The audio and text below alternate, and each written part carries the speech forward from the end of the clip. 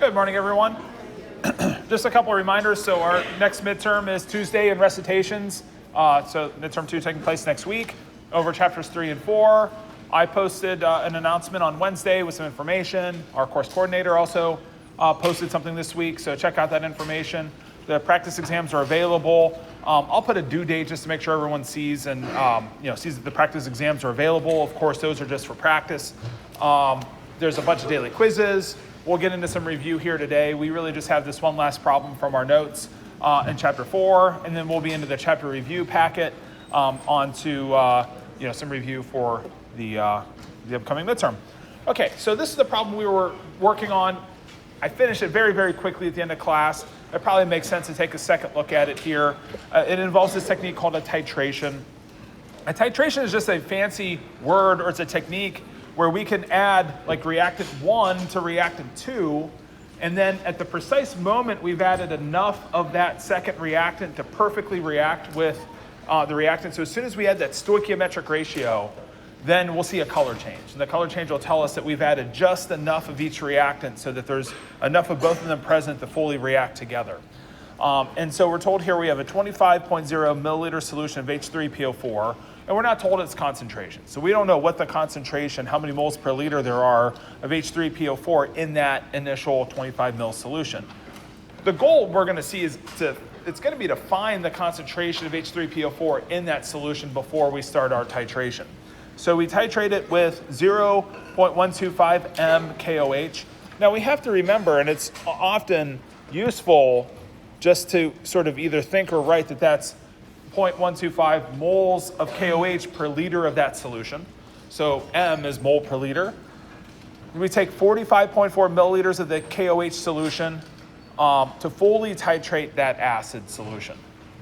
Now, what's the molarity of the acid solution? So a few thoughts are going to be, number one, we have to write the reaction. So what is the reaction taking place upon this particular acid, H3PO4, reacting with that particular base, KOH?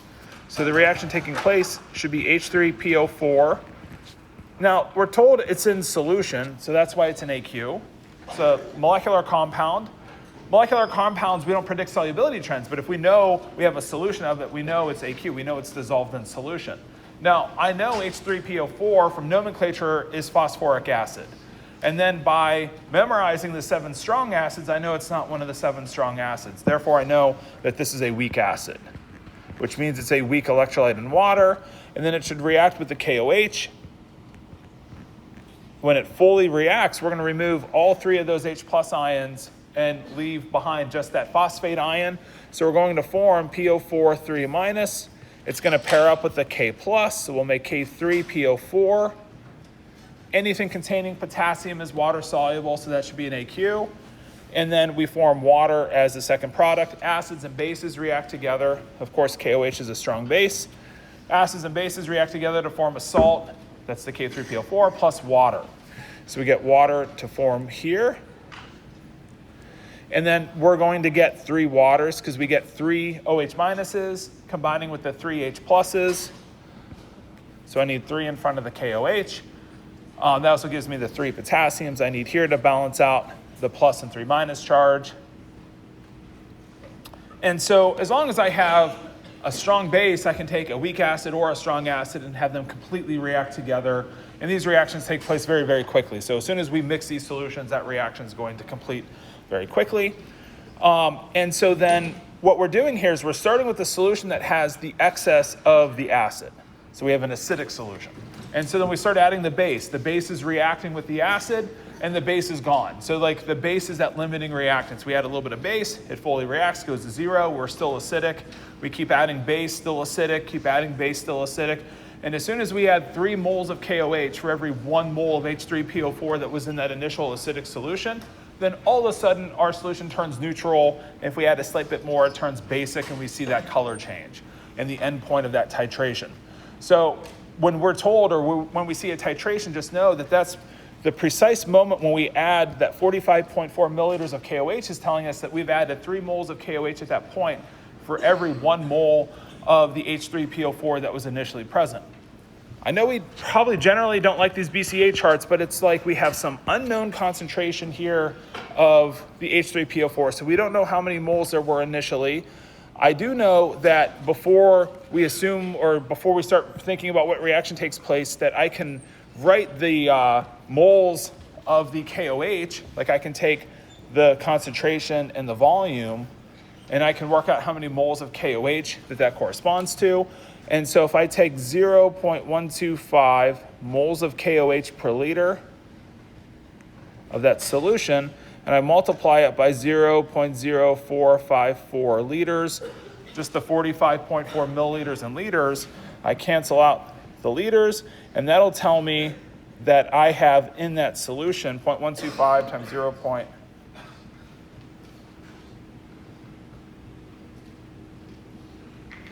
Then I have 0.005675.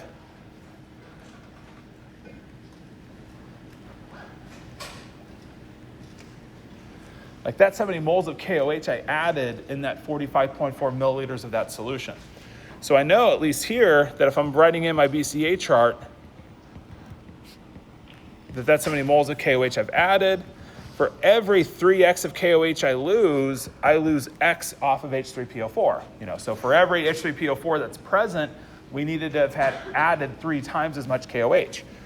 And this going to 0, the KOH going to 0 is the idea of the titration. Like we're adding that much so that it fully reacts with the acid. And so that's what the titration is marking, this sort of point where we add just enough so that all the KOH is completely consumed. I don't have any excess of that reactant. And then that allows me to calculate how much. So if we then say the acid's been completely consumed, so then the before concentration is also equal to X. So like whatever X is, that's how many moles we've lost off of H3PO4, so it's also now down to 0. So one thought here could be if I solve this for X, then I can figure out how many moles of H3PO4 that were initially present, and then I can calculate the concentration in that initial acid solution. So if I solve for X here in this expression, let me also quickly mention that, of course, if we're filling in our BCA chart for the products, which we don't necessarily have to solve this problem, but if we want to complete it, I might think that this reaction is in water. So there is a lot of water already present. And so then when I'm filling in my chart, I end up with X moles of K3PO4 once the reaction's complete. And then I add some water to already a lot of water. So don't worry so much about this. This just means that the reaction is taking place in water. We're producing a little bit of water too. So I just wanted to fill that part of the chart in. Okay, so I can solve for X here. I can take the 0.005675 moles minus 3X, set that equal to 0, and then just solve for X. Is it okay if I just solve for X without subtracting the 0.00565 from both sides and dividing by -3? So that gives me an X of 0.00189.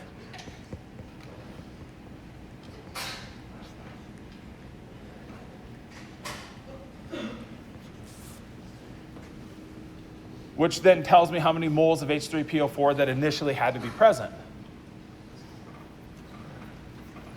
Now, we want to know the concentration. The question says, what's the molarity of that acid solution? What's the molarity of the acid solution before we start titrating? The whole idea of a titration is imagine you have like 2 gallons of this acid, of this H3PO4 solution. Let's imagine we can take a small portion of it and test the concentration so we can know then the bulk concentration of that big container that we have.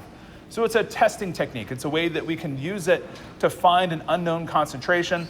So the concentration of H3PO4, the molarity of that solution would be the moles in that solution, which is just this X moles here, divide by the volume of the solution. Now molarity is moles per liter, is the M unit. So we divide by that 25 milliliters, just expressed in liters. So I get 0.0757 moles per liter.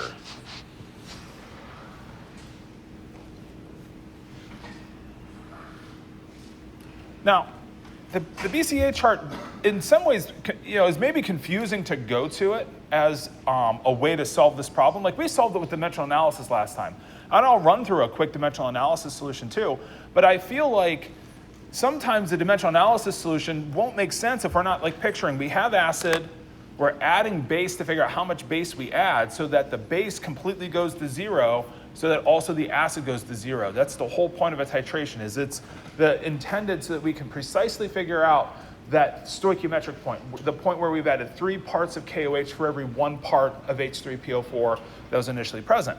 Hopefully this helps you then, if you look at the dimensional analysis solution, make sense of it and then know and recognize how to use it and how to apply it. So again, just to kind of go back to the technique, the idea here is, again, you have an acid that you put into like a flask. You have a base usually in a burette, so you can add it dropwise, so you can figure out the change in the volume, so you can see how much KOH had to be added to cause that color change to take place. It only takes place once we hit that stoichiometric point. And the stoichiometric point just depends on whatever the reaction is. That acid to base color changes causes that indicator to change color at the precise point we've added just enough KOH to fully react with the acid.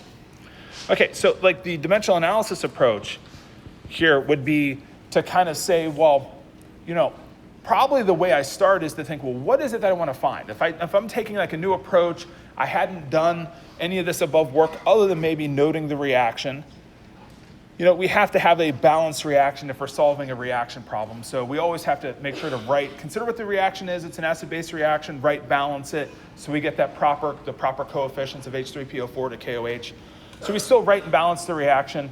But then if we're skipping the BCA chart approach and just going straight to like a math approach, what I might do is come to what I want to find, which is that acid concentration, which I just know off of what molarity is. Like molarity just means that's the moles of H3PO4 per volume of solution. And we want to know the acid's concentration in that 25 ml solution. So I already know the volume of that solution. So one tricky point here sometimes is, well, how do I know to plug in 25 mils, or do I divide by the 45.4 mils, or do I sum them together? Why do I just do the 25 mils? Well, I do the 25 mils because that's when I want to know the concentration of H3PO4. I want to know that concentration like before we start the titration that are initially present. Because that's really the whole goal of this technique, is to say, I have this acid solution, what's its concentration? That's what I want to find. Once it reacts, once I start adding the KOH, that acid's going to be gone. So at the equivalence point, at the end point of this titration, once I add all that KOH, the acid's 0. But that's not the acid concentration I want to know. I want to know it before I start the titration. And so then that kind of leads us into, well, what are the moles of H3PO4? Can I solve for that using dimensional analysis? And we can. It's a pretty straightforward problem, I think. But it's thinking about what's going on in this reaction. We have to think, well, I'm adding the KOH. So I start with the KOH. I can start with the molarity. Now, sometimes you could get confused in a problem of, do you start with the molarity in the top or in the denominator? Worst case scenario, if you get to the very end of the problem and you do all your math correctly, everything cancels out right, and your moles is in the denominator, then we just need to flip everything. So if you're ever not sure, do you start with the 0.125 in the numerator or the denominator? Well, just pick one, and hopefully it leads us to an answer that we can see hopefully is right, and if not, we just then flip everything. But this should work out. So we multiply this by the volume in liters again. So we're multiplying it by the volume of that solution.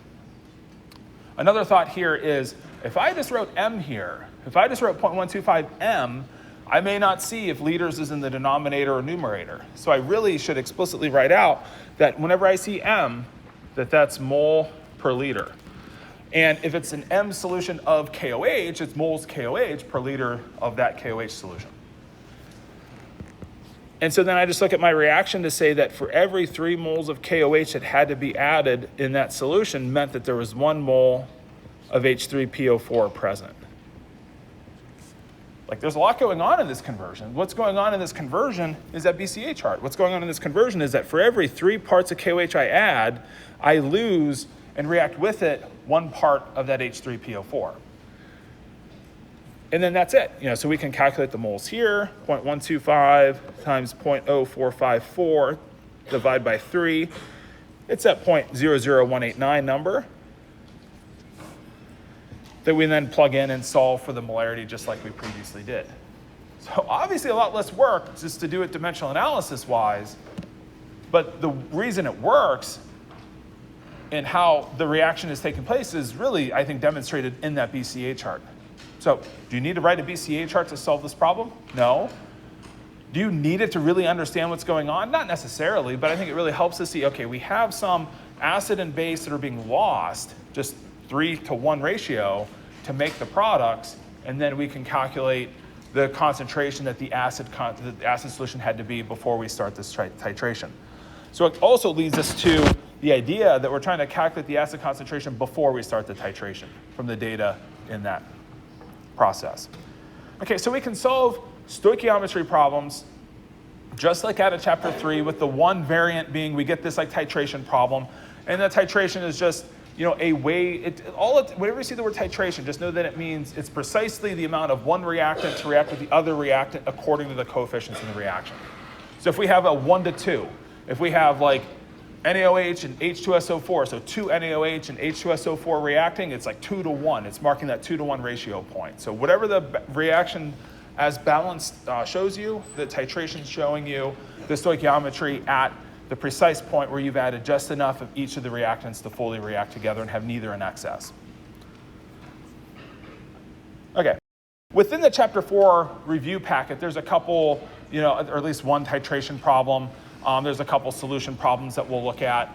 If you look at the practice exams, I'll also have review problems of this variety. If you look at my daily quizzes, the post lectures, the tutorials, all those problems will give you sample review problems. But the goal, I think, would be homework problems like tutorials or post lecture problems, reading in the book. Read the book, see the solution, understand it. When you get to some practice exam problems, just try to set those problems up from scratch. And do that for a lot of problems. Like, try to treat almost every problem on like a practice quiz or a practice exam as if you got to pull that information from your mind to be able to solve those problems and get good at practicing exams in that kind of sense. And I think you'll find the real exams go pretty well.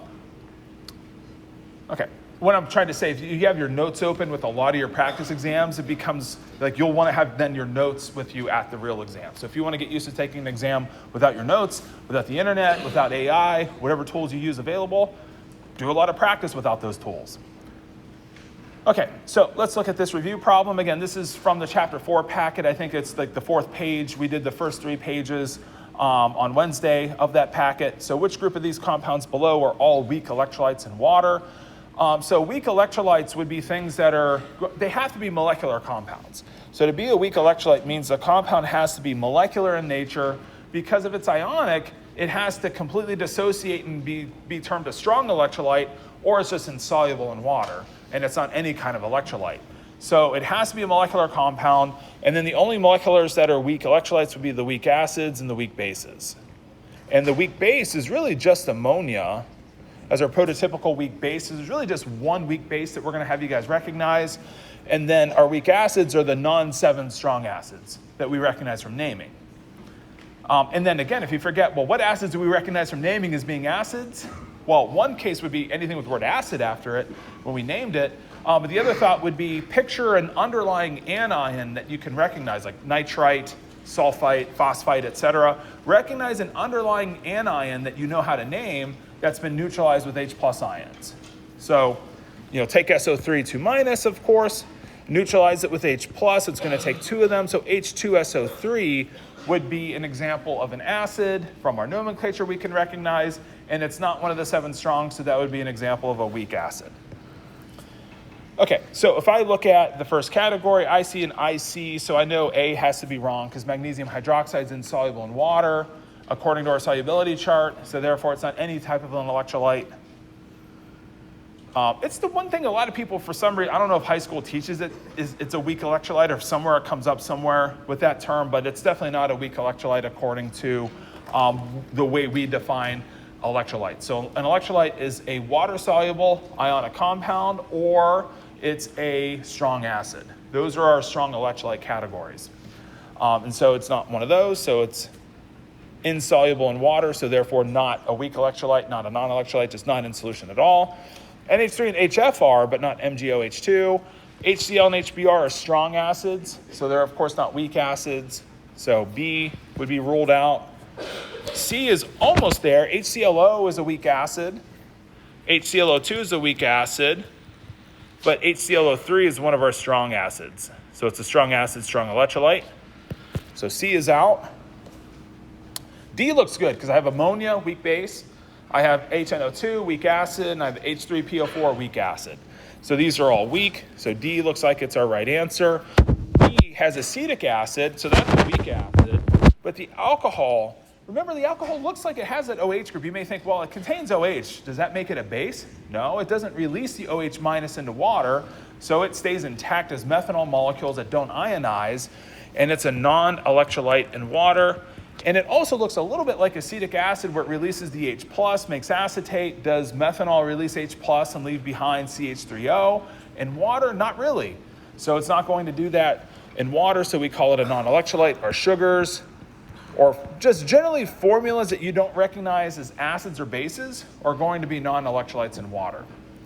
So anything that's in water that's not a strong acid, weak base, you have a pretty good idea that it's going to be a non-electrolyte in water.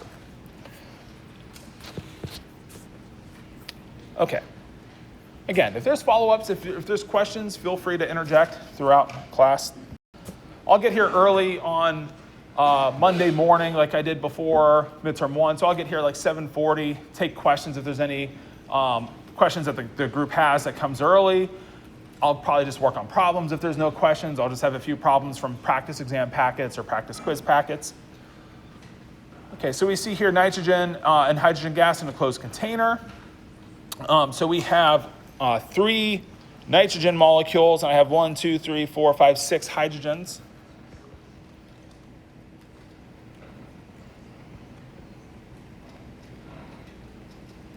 So based on the initial amounts shown in the figure above, what is present after the reaction goes to completion based on the theoretical yield? Based on the theoretical yield just means assuming the reaction goes to completion, so assuming a normal full reaction, we would be taking 1 part nitrogen, 3 parts hydrogen, and converting them into 2 parts of NH3. So I can take these 3 here, or those 4 things, so the 3 H2s and the 1 N2, and those are going to be lost in place of 2 NH3s. Then obviously I'll do it one more time and replace those with 2 NH3s. So of course I'm just taking the 6 hydrogen atoms and turning them into the 6 H's and the 2 NH3s. Likewise the 2 N's and N2 being converted to the 2 N's and 2 N3s.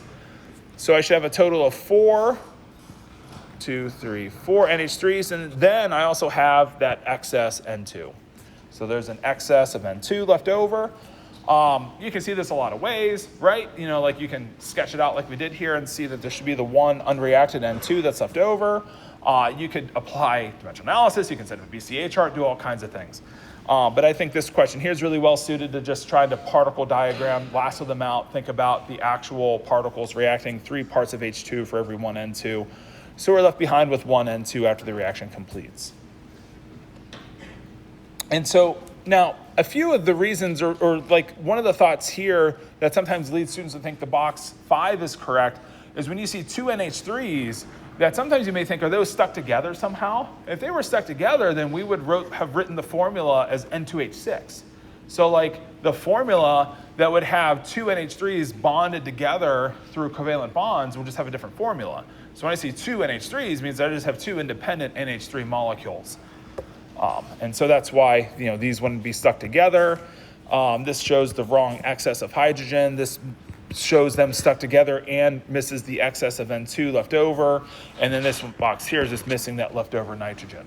So we can't lose the excess reactant in the reaction sort of box when we finish. So the reaction box should contain all the products and then any leftover reactants that are present in excess.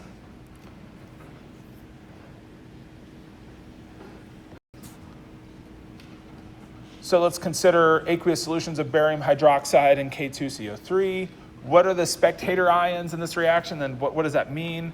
So the spectator ions would be the ions that are unchanged during the course of the reaction, we could imagine that probably the consideration would be precipitation.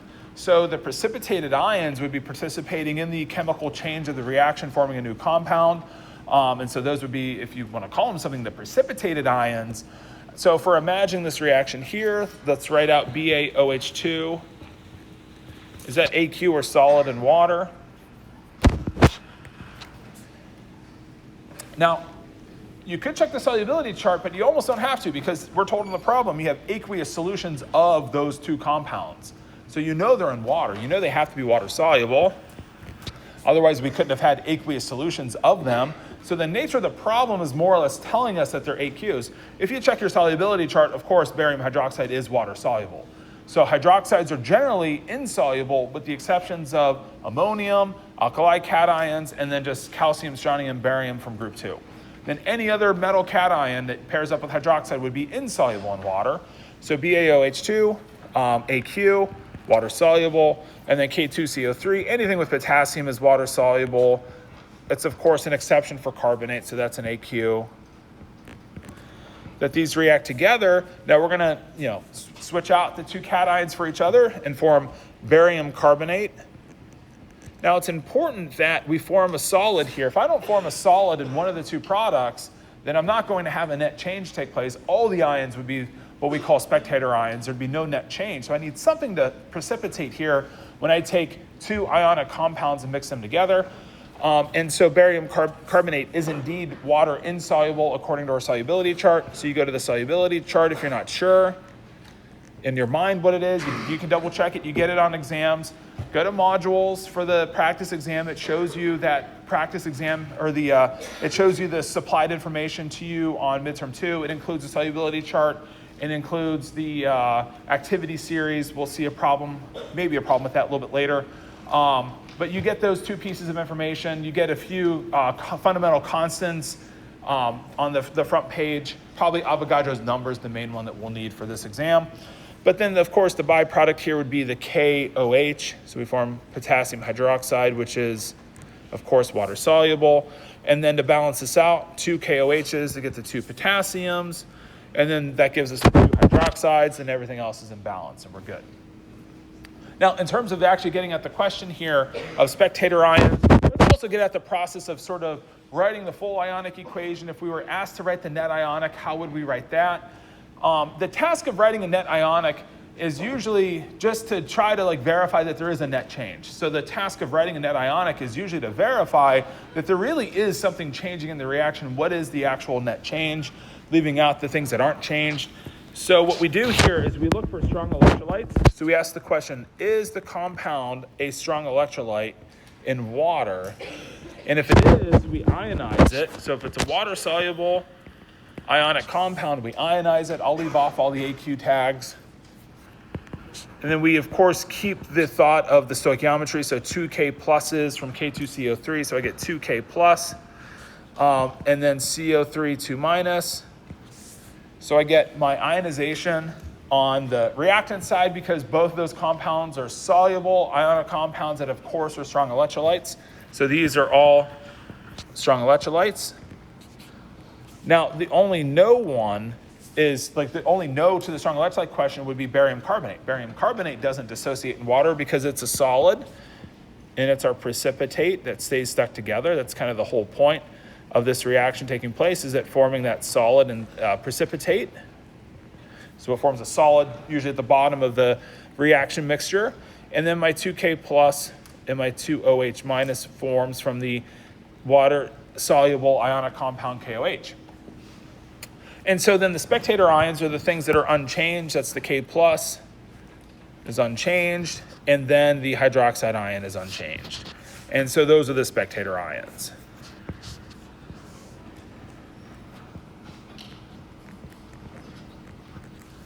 So think of the spectator ions as the ions that watch the reaction but don't directly participate in the change. They're there before the reaction in solution. They're there after the reaction in solution. So the spectator ions are just what we call the unchanged ions during the course of either a metathesis reaction or also during an acid-base reaction. You can do the same writing process for writing reactions of acids and bases reacting together. In fact, let's go back to that H3PO4 reaction from earlier. So when we have H3PO4 reacting with KOH to produce that K3PO4 plus water, then we just redo the balancing from before. So I need a 3 to get the 3 potassiums. I need 3 in front of water. If I fill in some states here, liquid water, aqueous. Now, again, this goes back to that problem. We had phosphoric acid and water, so we knew that was aqueous. But now if I apply the strong electrolyte question to H3PO4, of course that's a no. It's not a strong electrolyte. It's not a strong acid. So when I go to write my full ionic equation, I leave it as H3PO4, 3K plus 3OH minus for the strong electrolyte, KOH. K3PO4 is a strong electrolyte because it contains potassium, water-soluble ionic compound. So 3K plus PO4, 3 minus. And then water is a non-electrolyte. So it's certainly not a strong electrolyte, so we don't ionize that in the reaction. And so water is, in an acid-base reaction, like the precipitate in the metathesis reaction. It is the thing that forms, that doesn't back dissociate, that drives these reactions that are taking place. And so then in this reaction, I actually only have one spectator ion. So it's just the K plus. So if I'm writing the net change, I would leave the K plus out. The net ionic reaction here would just be the H3PO4 plus the 3OH minus goes the PO4 3 minus plus 3 water. The K plus is my spectator.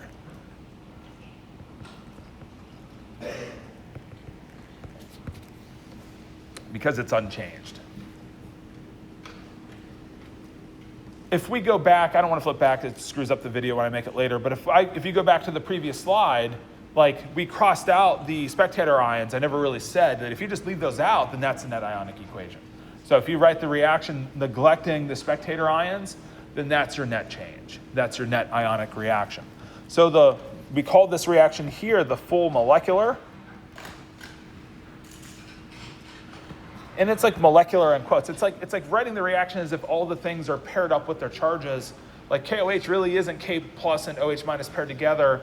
If it were a molecule, it would be. So that's why we call it like the full molecular reaction. So the full molecular writes these compounds that are strong electrolytes as if they were ion paired together, even though they're really not in real solution. The full ionic reaction is written before we canceled out. The full ionic just shows everything that's ionic, that strong electrolyte written out in its ionic form, and then that leads us to the net ionic where we cancel out the spectator ions.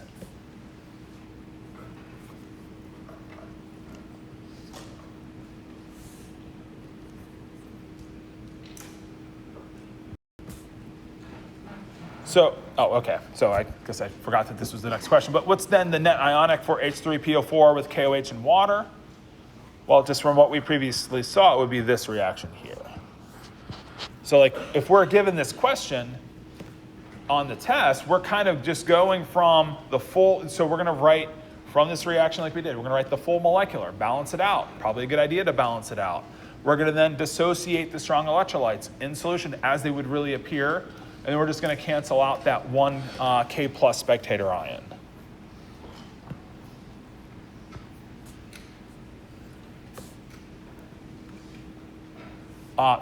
Net ionic equations and spectator ion questions in chapter 4, oddly, are usually one of the harder questions that a class, like usually the class does the poorest on those questions. Not quite sure why. I mean, it's a generally pretty easy thought of just full molecular, right, balance it out, and then just break apart the compounds that are strong electrolytes and cancel out the ions that are unchanged on the process. Let's get at some oxidation number questions. So which compound below has chlorine with an oxidation number of +1?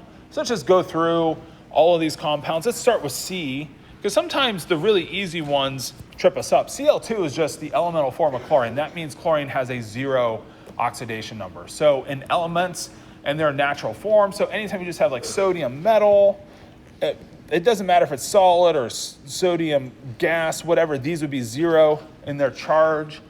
So anytime you have just a single element present, it's oxidation number will just be 0. So if we have N2, the oxidation number is 0. Okay, so the rules for like O usually being -2 is when it's in compounds. So all of our oxidation number rules for how you set fluorine, well, F2 of course is 0, but if I have HF, then that's where I kick in fluorine should be -1 by its rule, hydrogen and molecular compounds should be +1.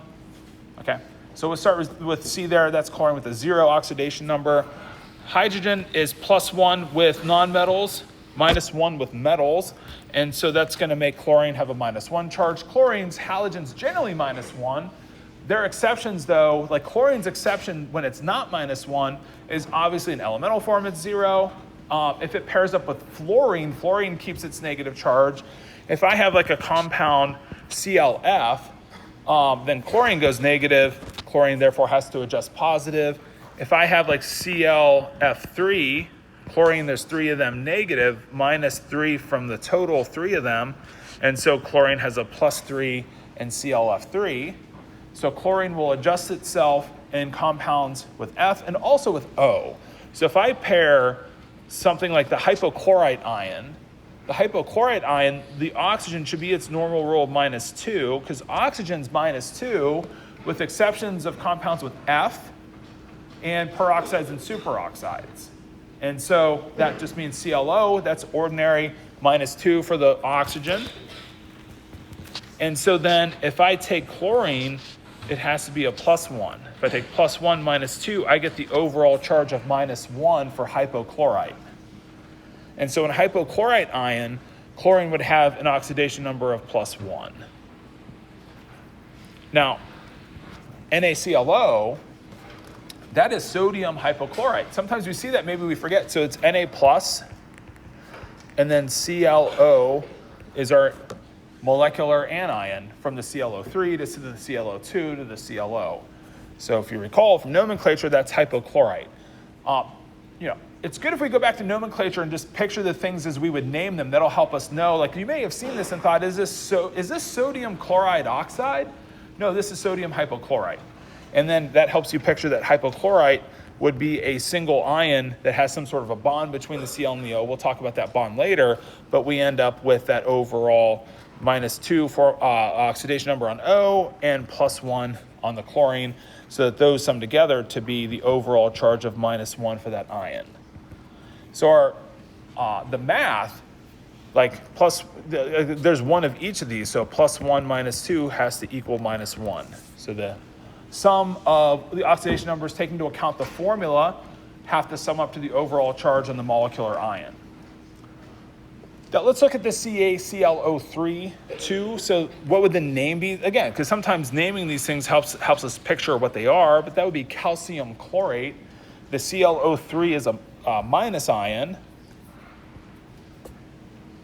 And so if I'm looking at the oxidation number of the Cl and the O and ClO3 minus, I can do it just for a single ion, where O should have its ordinary -2 oxidation number.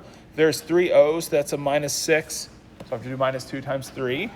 And then whatever the charge is of chlorine, it has to have 6 subtracted from it to go to -1. So 5 minus 6 is -1. So I have to look, the overall charge on the thing is -1. And so the oxidation numbers have to sum up to -1. So that works when chlorine's charge is +5. So chlorine adjusts itself in compounds with O. So it's like preferentially fluorine stays -1. It adjusts other things positive. Oxygen will stay -2 with the exception of fluorine, but then make other things adjust positive off of it. Other oxidation rules, I mentioned the hydrogen rule. If it pairs up with a metal, then hydrogen's -1. So that's our ordinary calcium +2 as it should be, -1. That's our calcium hydride. That's the hydride ion. If we had something that goes back to like chapter 2, calcium nitride looks like this. This is calcium +2, N3-. So the oxidation number of nitrogen is 3-, calcium +2. So if you know you have atomic ions, the oxidation number is just whatever the ion's charge is if it's a single atom with the charge. When we have a collection of atoms, you just have to break down what we know by rule. Let's lastly finish up some oxidation stuff with the cases of oxygen. So a couple formulas I can write.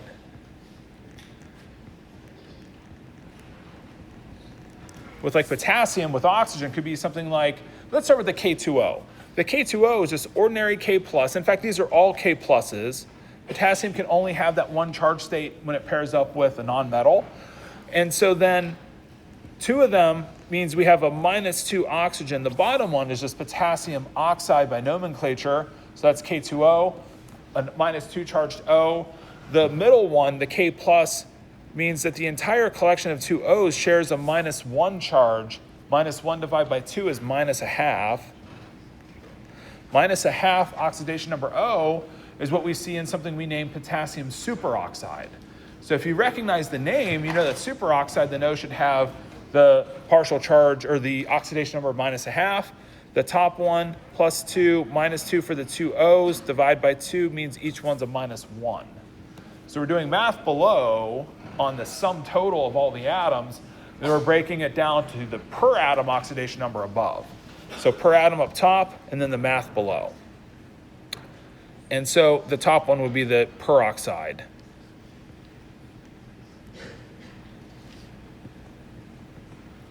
So we get the peroxide for the first one, the superoxide for the second, and then just the ordinary potassium oxide for the bottom one. Now, peroxides, superoxides only form with alkali metals and occasionally with some alkaline metals. So if you see something like TiO2, that this just has to be the ordinary O-2. Like with the transition metal, you can't get the peroxide and the superoxide. So that's the other thing with oxygen, is that you're only going to get these pers and superoxides with alkali or alkaline metals. In other words, you're only going to find a peroxide with something else you know the charge of. So if you're ever not sure about O, the thought on O should be, do I get to the charge state of -1 or -1/2 because of the metal's charge, that I know the metal's charge? Or is it maybe something like hydrogen peroxide, where we get there by hydrogen's rule, is that it's +1 with nonmetals. So +1 times 2 is +2. So that's a -2, that's hydrogen peroxide. Do I get to that charge of -1 on O, or the oxidation number of -1 on O, by rule from something else? Then I know I have an exception for O that way. Or is it a compound with F? So a couple compounds with F with O would be like OF2, so -1 for a -2 overall, so a +2 oxidation number for OF2.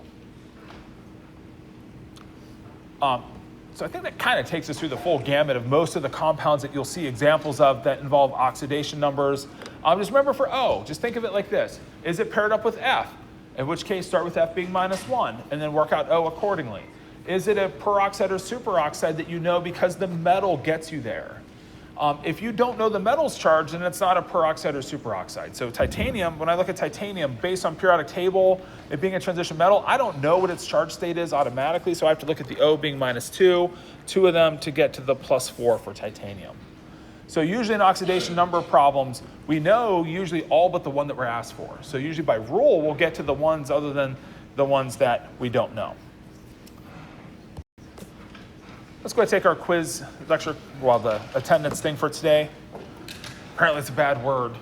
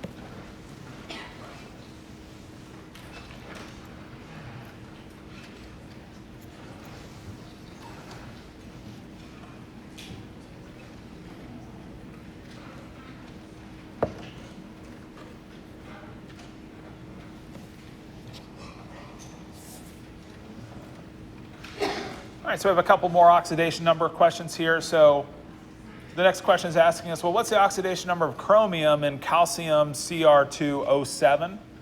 Well, the way we can break this one down is I know calcium has to be a +2 based on periodic table placement. Then I know oxygen has to be a -2 just based on that's the rule for oxygen, and this isn't one of those exceptions. Not a compound with F, clearly not a peroxide or superoxide. And so then what I have to do is just write out +2 plus whatever chromium's is, and then -2 times 7, which of course is 14, that all of that has to sum together to whatever the charge is on that formula. It's an uncharged formula. There's no charge indicated. So CaCr2O7 is neutral in charge. So whatever the charge on the two chromiums has to balance out to 0 for the overall molecule. So of course it has to be deduced to be 12. For 2 plus 12 minus 14 goes to 0. And then I take into account I have two chromiums to go to +6. And so that's the way most oxidation number questions will go, is that by rule, you should know calcium's a +2, oxygen's a -2, then we can deduce the one that's unknown, that we don't have a rule for.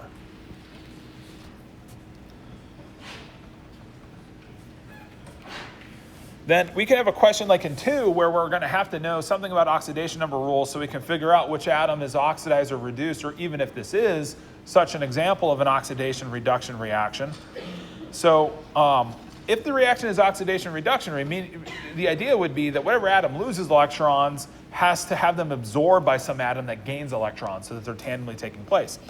And so we have here the reaction of 6ClO2 plus 3 waters goes to HClO3 plus HCl. And so let's break down some oxidation number rules that we know by rule. So hydrogen should be hydrogen's +1 in molecular compounds, oxygen's -2. HCl should be +1, -1. ClO2, where do I start with ClO2? I got to start with the O being -2. O is not going to form peroxides or superoxides with chlorine. So that's where we said if you're unsure, you're going to get to you can only get to a peroxide or superoxide if you know the other things charged by rule. We don't know chlorine's charged by rule. So we start with O being -2. There's two of them, -4, so chlorine is a +4.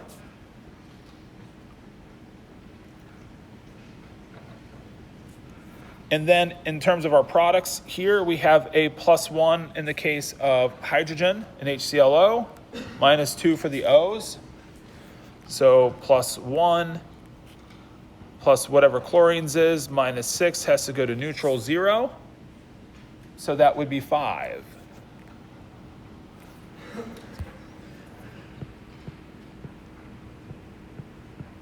Oh, I was trying to undo. Well, let me undo. I just want to make this red. In fact, let me make the chlorine red too, just to kind of show that these are the ones that we're deducing by knowing the other things' rules.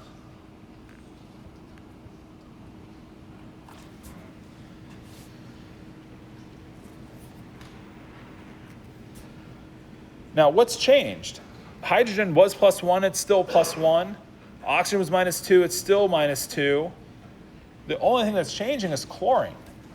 So chlorine is actually undergoing a weird change where 5 of the 6 of them go to a +5, while 1 of them goes to a -1. So chlorine is actually undergoing both the oxidation and the reduction in this reaction, it turns out. So chlorine is both oxidized and reduced in this reaction. So 5 of them lose an electron. 5 of them go from +4 to +5.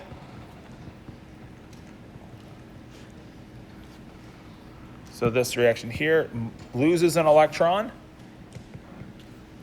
Technically it does it 5 times because I have 5 atoms that undergo that change. And then one of them goes from chlorine +4 to chlorine minus.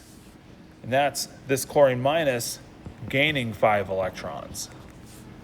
So the 5 electrons lost by 1 atom each, or absorbed by one of the chlorine atoms to go to HCl. And so this is the reduction step, and then this would be the oxidation step. can't type or can't spell.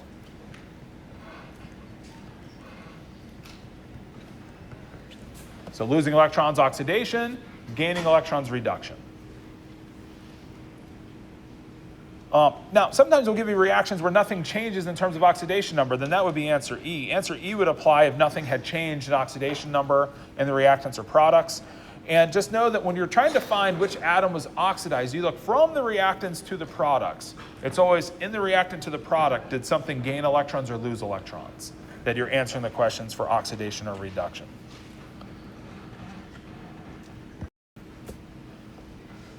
Here's a question that uses our activity series. And so only one element on the chart is a non-metallic element, that's hydrogen, and it's towards the bottom of the chart, so that's H2 goes to 2H plus an electron. Every other reaction is a metal going to what turns out to be its most commonly formed cation in water. So you see, like, for example, iron going to iron 2 plus. You see nickel going to nickel 2 plus in water, plus 2 electrons. You see gold 3 plus 3 electrons. And so these metals at the bottom of the chart are stable on their metal side. The cations at the top are more stable on their cation side. The ease of oxidation is highest at the top of the chart. Remember, with your exam, you get this chart here without that arrow. But the ease of oxidation, of course, is increasing towards the top of the chart. It's way more likely you're going to find lithium as lithium plus in nature. In fact, we don't find lithium and potassium in nature in elemental form, but we do find gold in nature. We do find platinum in nature in their metallic form. Because those elements are more stable and less reactive, less likely to have been oxidized by something that they've come in contact with. And so the metals that dissolve in H+, so let's think of anything that dissolves in a cation will be the more reactive metals on the top. So I can take, lithium solid reacted in hydrogen. That's going to be the most readily metal to react with H+. I could take potassium, barium, calcium. I can take all these metals here and they'll react in acid readily. But if I take the metals below acid, they won't react with H+. So if I take copper, it's not going to dissolve in acid. If I take gold, it's not going to dissolve in a solution of H+. Does anybody know aqua regia? Anybody ever heard the word? Aqua regia stands for royal water. Aqua regia is if you take concentrated nitric and hydrochloric acid, which is a very dangerous mixture of acids to work with, you can actually get gold to dissolve if you have an extremely oxidative and corrosive acid solution. Very, very concentrated, you can eventually get gold to dissolve. So you can get gold to form gold cations in solution, but it's going to be really, really hard. It's not going to be an ordinary acid solution by itself that allows that to take place.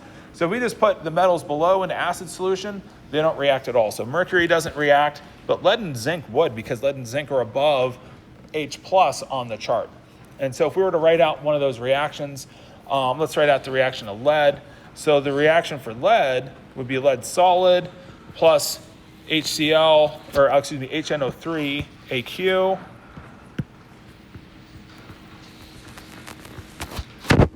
goes to lead 2 plus. It'll pair up with the nitrate. So lead nitrate, PbNO3 which is of course water soluble, and then plus H2, which floats away from that reaction mixture. So H+ goes back to H2 in this process here.